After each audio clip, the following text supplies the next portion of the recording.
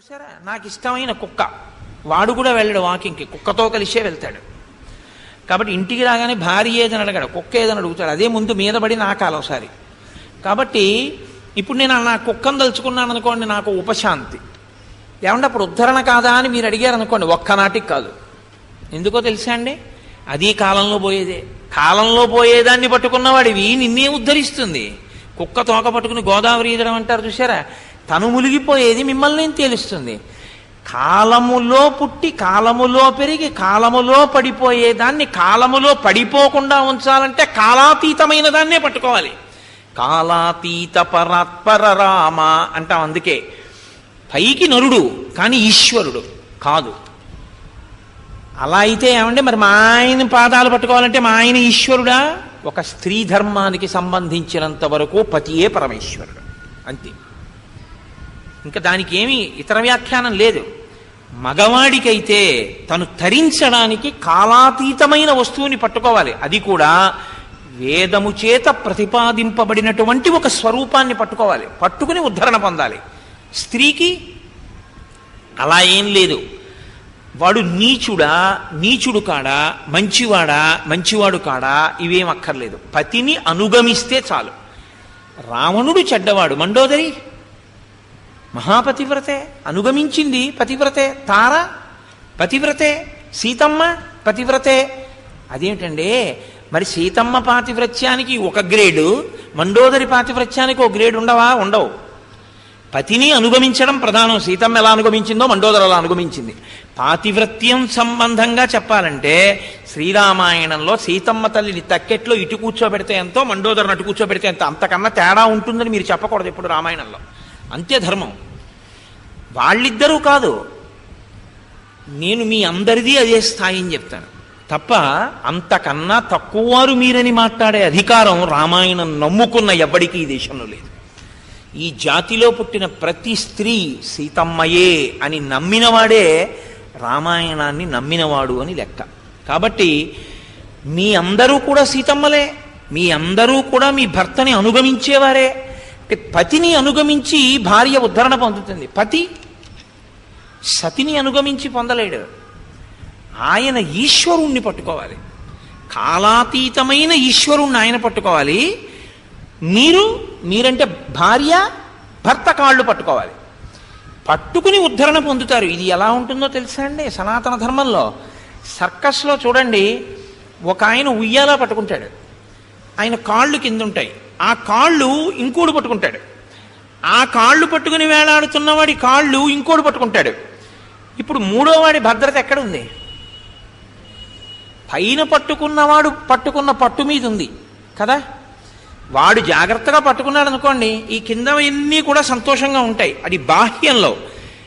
కానీ మీకు ఇక్కడికి వచ్చేటప్పటికి, ఈ అనుగమించడం విషయంలోకి వచ్చేటప్పటికి మొదటివాడు పట్టుకున్న పట్టు వాడికి ఒక్కడికే రక్షణ.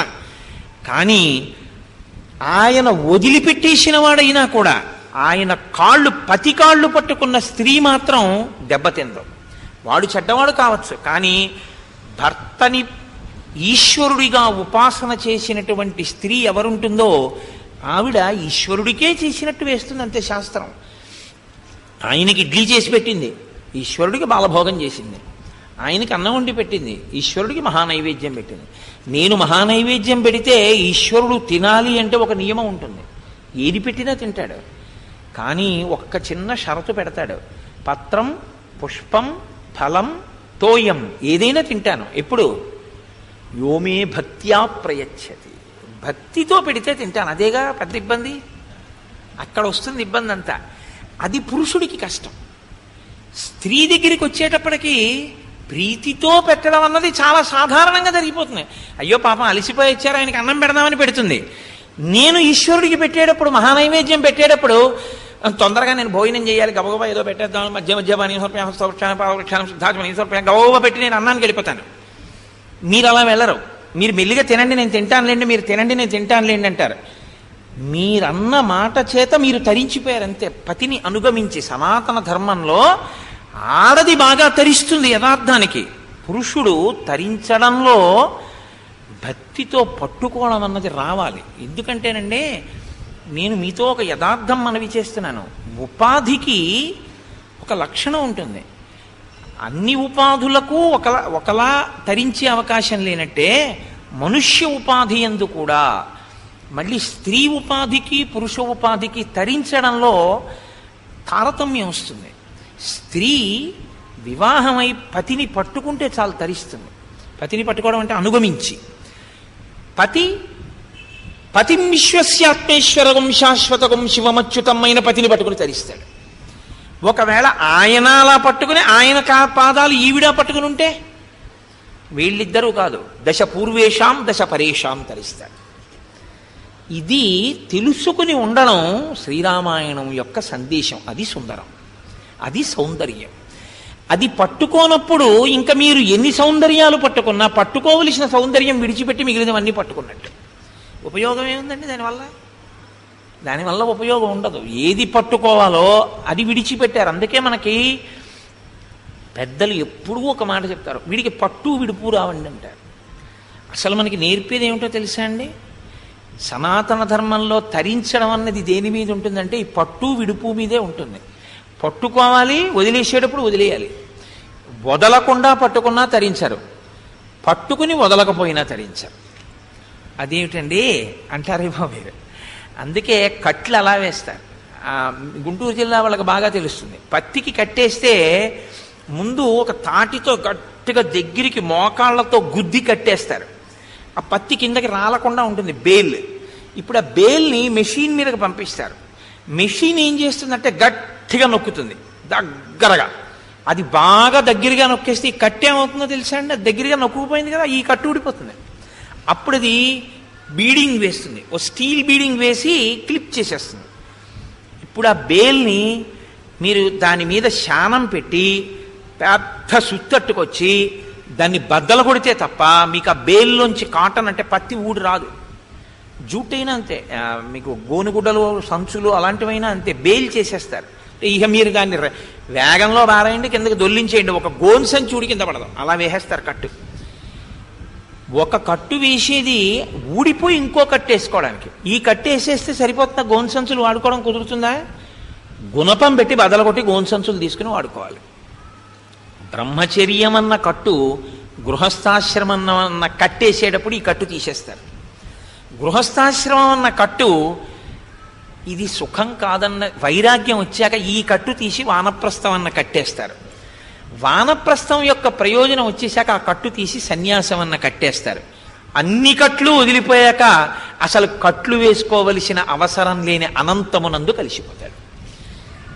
పట్టుట వదులుట, కట్టుట వదులుట, ఇది సనాతన ధర్మంలో అంతర్లీనంగా వెడుతూ ఉంటుంది. ఈ పట్టు విడుపు రావాలి బాగాను. ఇది వస్తేనే తరిస్తారు. అది రాలేదనుకోండి, ఎన్ని ఆశ్రమాలు మారినా ఒకటే. ఎందుకు మారావు, ఏది పట్టుకున్నావు, ఎందుకు వదిలేవు ఒక్కనాటికి తెలియదు. అందుకే ఆశ్రమం మారితే గురువుగారు ఉంటారు. మీరు చూడండి సనాతన ధర్మంలో బ్రహ్మచర్యంలోకి వెడితే గురువుగారు, ఉపనయనము అంటే వేదాధ్యయనము కొరకు గురువు దగ్గరకు పంపుట, గురు సంపర్కం. గృహస్థాశ్రమం మీరు కాదు పెళ్లి చేసుకుంటానని చెప్పవలసిన వాళ్ళు. Whether you are fit for it or not is to be decided by a గురువు. ఒక గృహస్థాశ్రమంలో స్నాతకోత్సవం గురువుగారు చేస్తారు. చేసి వీడు గృహస్థాశ్రమంలోకి వెళ్ళవచ్చు గురువుగారు చెప్తారు. అయింది.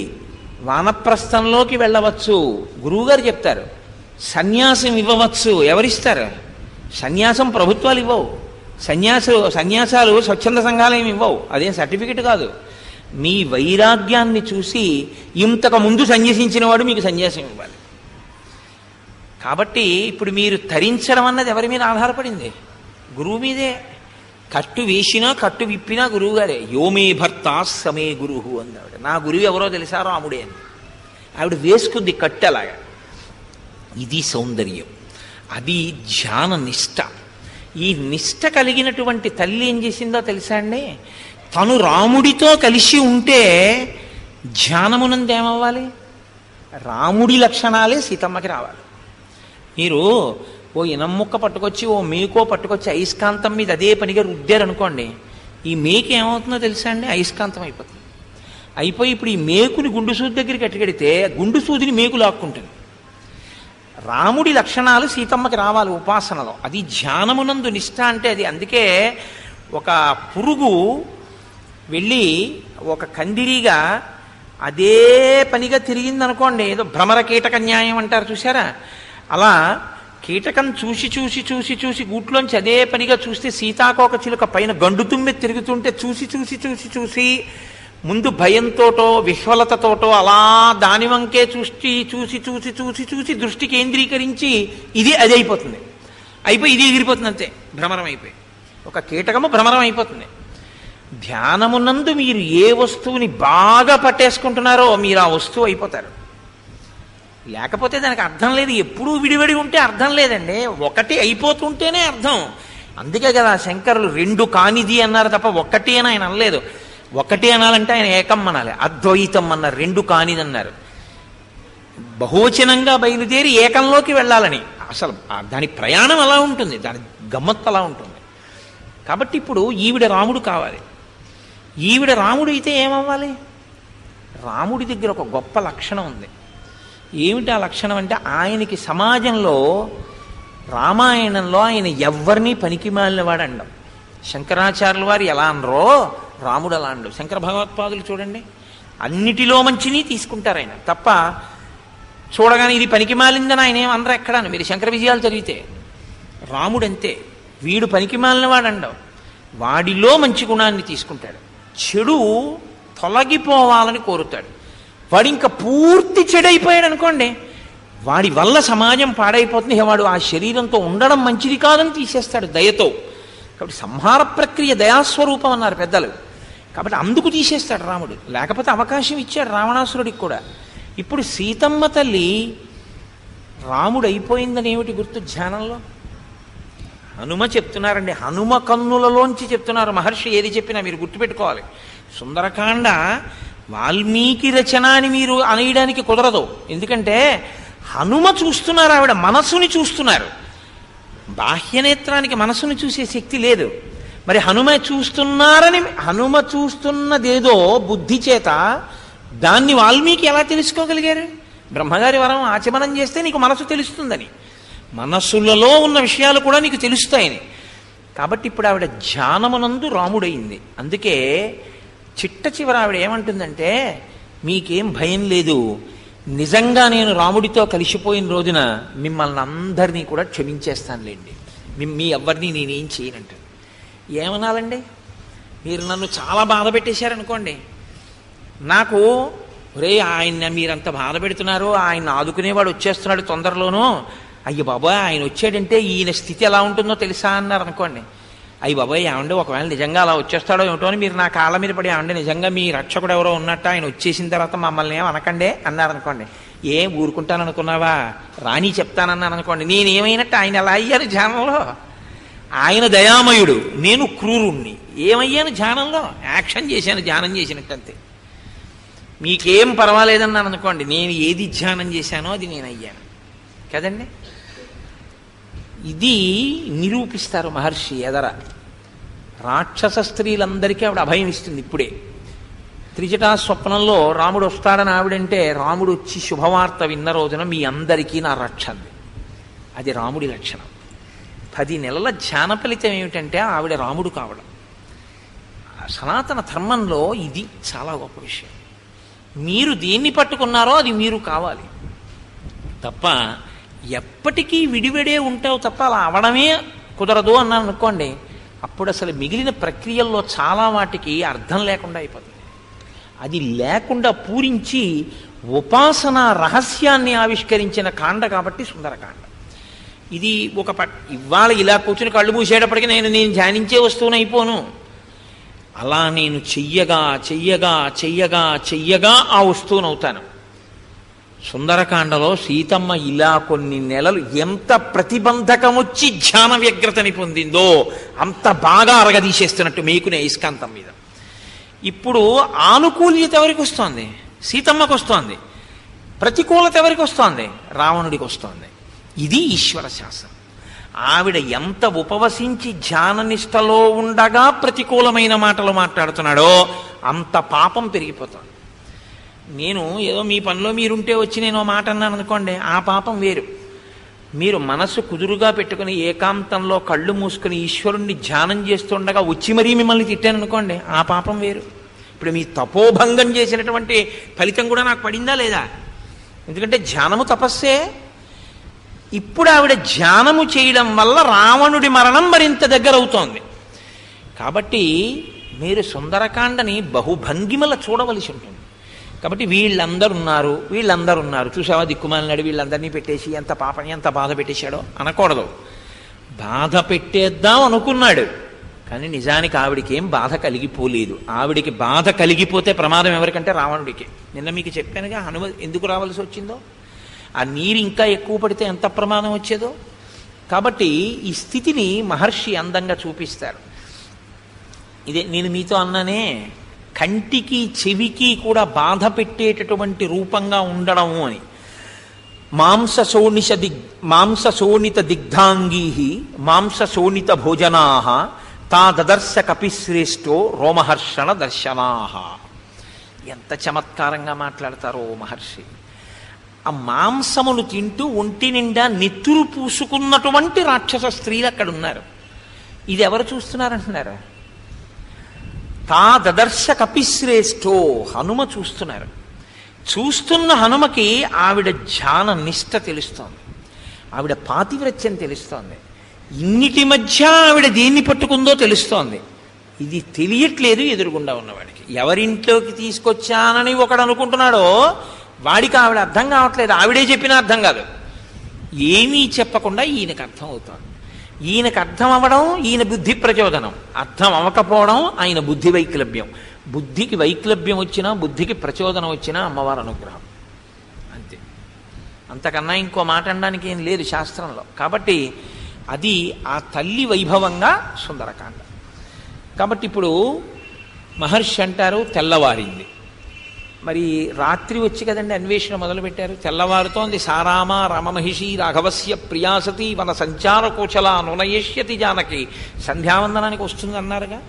కాబట్టి ఈ సమయంలో ఈ చెట్ల మీదంతా వెతుకుతూ సీతామాత యొక్క దర్శనం చేసినటువంటి సమయానికి ఆయన ఈ పరివేదన పొంది ఆవిడ యొక్క శీల వైభవాన్ని ఆంతరమునందు ప్రశంసించేటటువంటి సమయంలో తెల్లవారింది.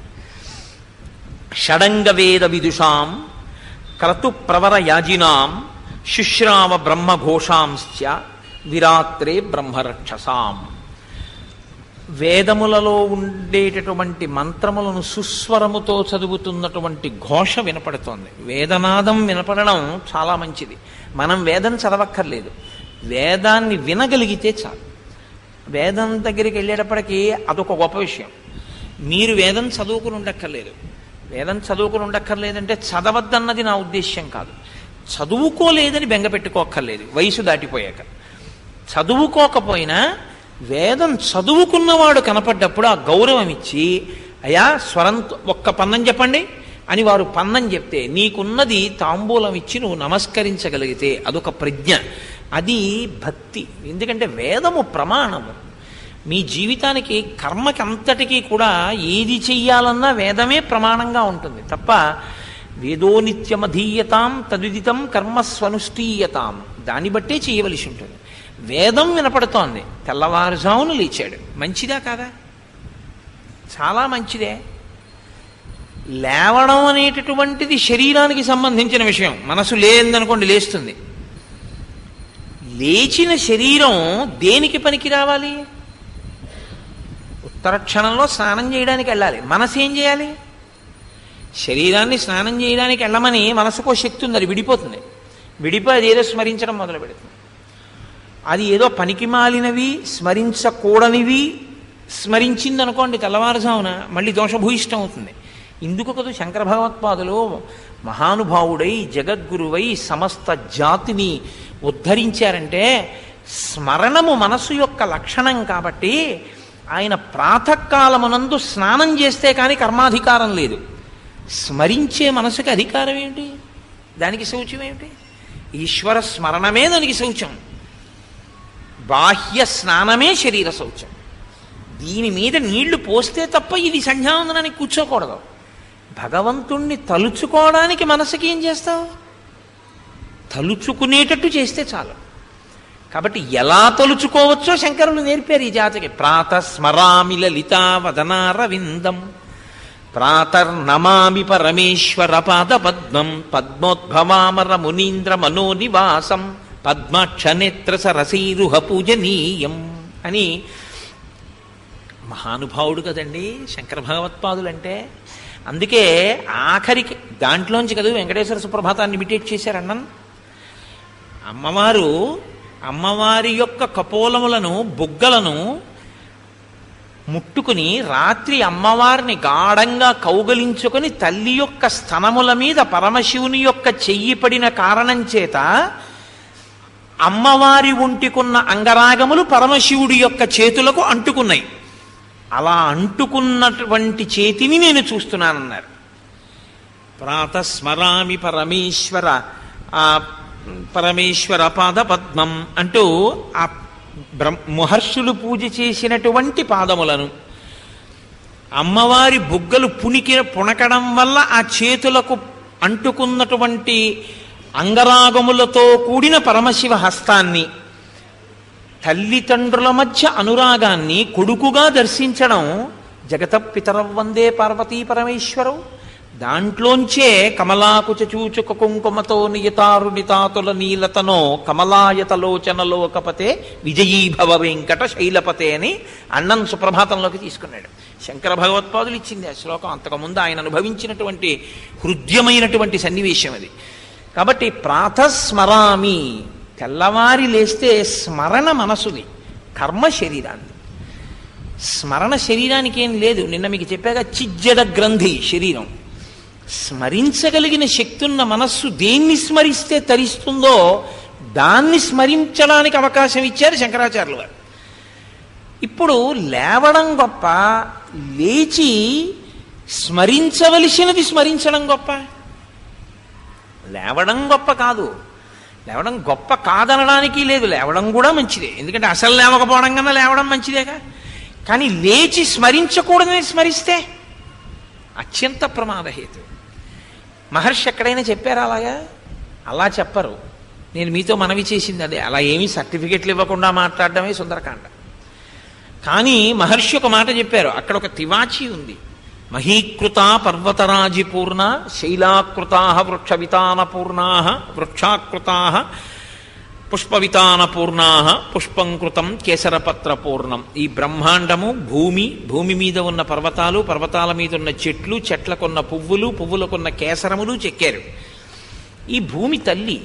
నువ్వు నిద్ర లేచేటప్పుడు కాలు పెట్టే ముందు భూమాతకి నమస్కరించి తప్పక కాలు పెడుతున్నానని నువ్వు దిగుతుంటే, నువ్వు లేచి మీ మనసు లేచి మీ ఇద్దరూ లేవడం లోకకంటకుడవు కావు అనడానికి గుర్తు. అలా కాకుండా పరకాంతనో పరుల ద్రవ్యాన్ని ఇవాళ మనం ఎలా అపహరించచ్చనో ఆలోచిస్తూ లేచాడు అనుకోండి. స్నానం చేయడా చేస్తాడు, సంధ్యావందనం చేయడా చేస్తాడు, పూజ చేయడా చేస్తాడు. తర్వాత ఏం చేస్తాడు? ఇవి చేస్తాడు. టీవీలో తెల్లవారుదామున అరగంట సేపు భక్తి సంగీతం ఇచ్చి 23.5 గంటల సేపు చెత్తంతా ఇస్తే ఎలా ఉంటుందో, అరగంట సేపు పూజ గదిలో కూర్చుని 23.5 గంటల సేపు లోకాన్ని వేధిస్తే ఎలా ఉంటుందో అదే రావణాసురుడు. నియుజ్యమానస్సు గజాస్తహస్త సుకేశరాశ్చోత్పల పత్రహస్త బభూవదేవీ చ కృతాసుహస్త లక్ష్మీస్తథా పద్మిని పద్మహస్త. అక్కడికి వెళ్ళి పూజ చేస్తాడు, బయటికి వచ్చి సీతమ్మని కాముకత్వంతో చూస్తాడు. చాలదా పాడైపోవడానికి? లేవడం అన్నది శరీరము లేవడం కాదు, మనసు లేచేటప్పుడు ఎలా ఉండాలో చూపిస్తారు. ఎంత సాత్వికంగా ఉండాలో, లేచిన వాడి యొక్క జీవితం ఎలా ఉండాలో చూపిస్తారు. పోనీ ఎలా ఉండాలో ఎక్కడైనా చూపించారా మహర్షి? చూపించారు. ఎక్కడ చూపించారు? అరణ్యకాండలో చూపించారు. హేమంత ఋతువులో తైలం ఎక్కువగా ఉన్నటువంటి పదార్థాన్ని రాత్రి దుంపలు తిన్న కారణం చేత దాహంతో ఉన్నటువంటి ఏనుగు బాగా దాహం వేసి నీళ్లు తాగుదామని తెల్లవారుజామున 3:30 గంటలకి గోదావరి నది ఒడ్డుకెళ్ళి నీరు తాగుదామని తొండం పెడుతోంది తీసేస్తోంది తప్ప నీళ్లు తాగట్లేదు, అంత చల్లగా ఉన్నాయి. జలపక్షులు నీటిలో ఉండవలసినవి నీటిలో ఉండకుండా ఒడ్డునున్నాయి. యుద్ధం చేయవలసిన సైన్యం శత్రువుల్ని చూసి వెళ్లకుండా పారిపోయి వచ్చినట్టు అన్నారు మహర్షి. రాముడు మాత్రం స్నానం చేశాడు. మరి ఏనుగు తొండం పెట్టలేని చోట, జలపక్షులు వెళ్ళలేని చోట రాముడు ఎలా స్నానం చేశాడు? లేవడం స్నానం చేయడం కోసం, అందుకు చేశాడు ఆయన. ఇది ఆయన ధార్మిక నిష్ట.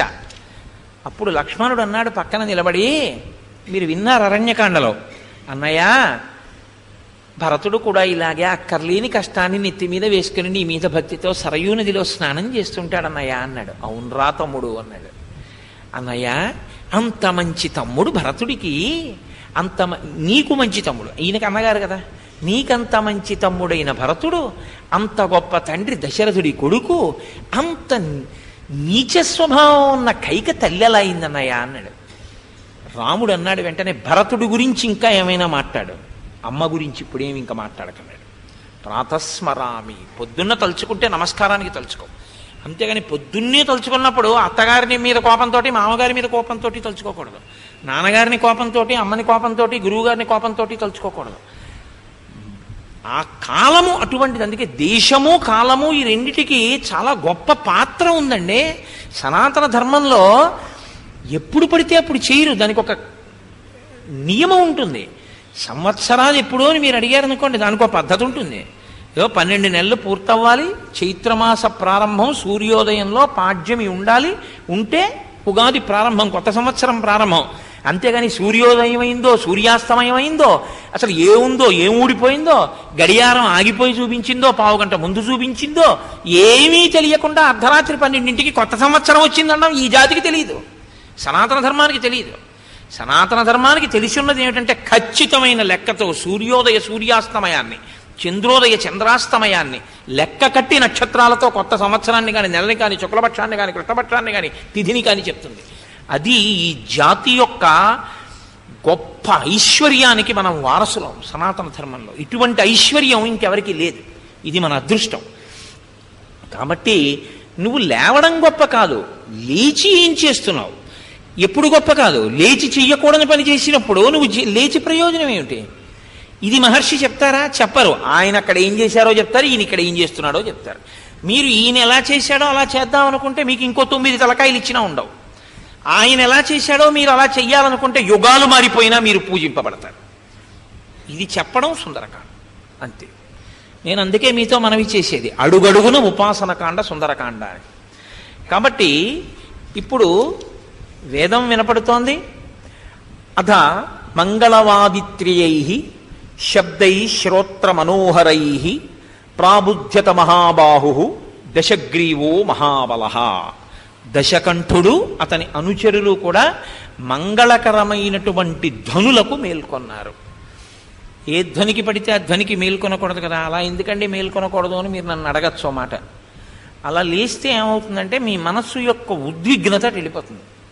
అలా లేవద్దు అని శాస్త్రం. ఎందుకంటే మీరు లేచేటప్పుడు విష్ణు స్వరూపంతో ఉన్నటువంటి దాన్ని ధ్యానించి ముందు ఆ పేరే నోటి వెంట పలకాలి. రాత్రంతా పడుకున్న తర్వాత మొదటి మాట నోటి వెంట ఏది రావాలంటే ప్రాతకాలంలో శ్రీహరి తప్ప ఇంకొక మాట వాడడం అన్నది మంచిది కాదు యథార్థానికి.